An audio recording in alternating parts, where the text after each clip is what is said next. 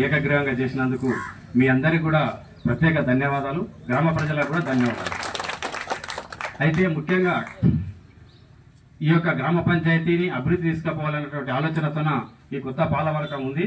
కాబట్టి ముఖ్యంగా గ్రామ పంచాయతీలో ఉన్నటువంటి ఏ సమస్య ఉన్నప్పటికీ కూడా తప్పకుండా ఆ సమస్య పరిష్కారం దిశగా ప్రయత్నం చేద్దాం.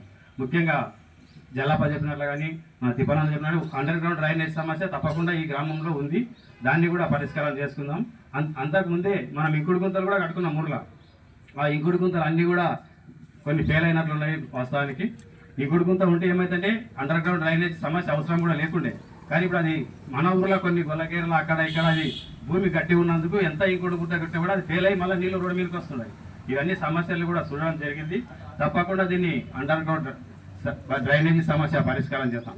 ఇంకొకటి కూడా ఈ గ్రామంలో రోడ్లు కానీ స్కూల్ బిల్డింగ్లు కానీ మిగతా ఏ విషయాలన్నా తప్పకుండా ప్రభుత్వంతో మాట్లాడి అన్ని విషయాల్ని పరిష్కారం చేస్తాం. అయితే ముఖ్యంగా ఈ గ్రామీణ ఉపాధి హామీ అనేది కొత్త చట్టం వచ్చింది. మన గ్రామంలో ఉన్న ప్రతి ఒక్క కుటుంబానికి 25,000 నుండి 30,000 రూపాయలు ఇచ్చే అవకాశం ఉంది ఆ పథకం ద్వారా. కాబట్టి గ్రామ పంచాయతీ కార్యదర్శి గారు మనకేం జరుగుతుందంటే ఈ జాబ్ కార్డులు అనేది కరెక్ట్గా ఇన్యాక్టివ్ ఉన్నాయి. మన ఊర్లో దాదాపు ఒక 500 కుటుంబాలకు ఇన్యాక్టివ్ ఉన్నాయి.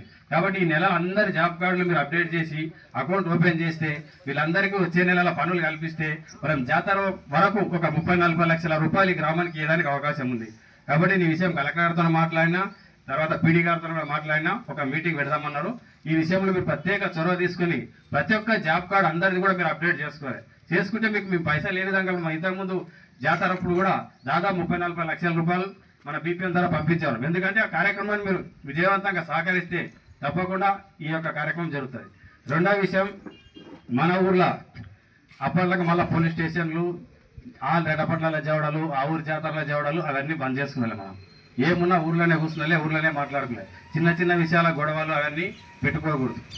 కాబట్టి మీరు అన్ని విషయాలు ఆలోచన చేసి ఊళ్ళో పంచాయతీలు పెట్టుకొని ఇక సర్పంచ్ రాకపోయా, ఉప సర్పంచ్ రాకపోయా, పెద్దలు రాకపోయి మాకు పంచాయతీలు చెప్పాలి ఆ పనులు పని చేసుకునేది. మన ఊరికి ఆ చెడ్డ పేరు ఓట్టుకునేది.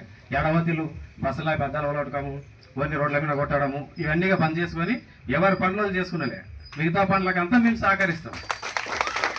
కాబట్టి ఇవన్నీ విషయాలు దృష్టిలో పెట్టుకొని ఈ గ్రామాన్ని అభివృద్ధి తీసుకుపోవాల్సిన అవసరం ఉంది.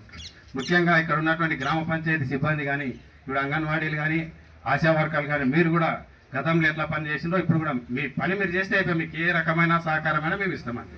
మా ఈ పంచాయతీ నుండి మీకు ఎటువంటి ఇబ్బంది ఏముండదు. మీ ప్రభుత్వం నుండి ఏమేమి కార్యక్రమాలు చేయాలో ఆ కార్యక్రమాలు సక్రమంగా చేయాలి. ఇంకొక విషయం ఉన్నది, ప్రభుత్వం ఏం చేస్తున్నది 24 రూపాయల కేజీ బియ్యం బయట మార్కెట్లో కొనుక్కొని మనకు ఎంత ఇస్తుంది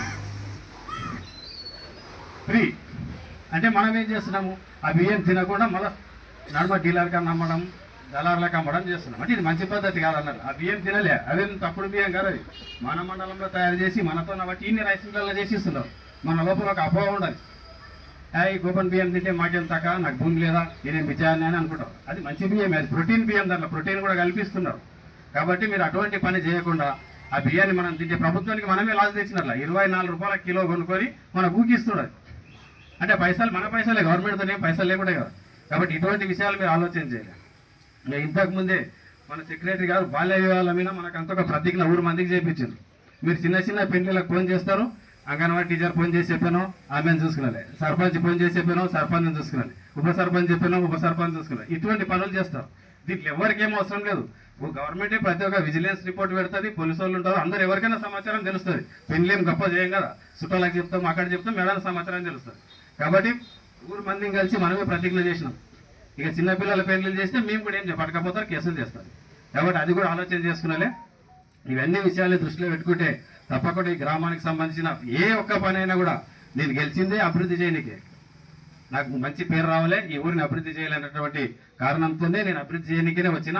ఈ గుడిని కట్టుకుందాం, ఇంకా ఏమేమి పనులు ఉంటే కూడా అన్ని పనులు చేసుకుందాం, అన్ని పనులు చేసుకొని ఈ గ్రామాన్ని అభివృద్ధి చేసుకుందాం.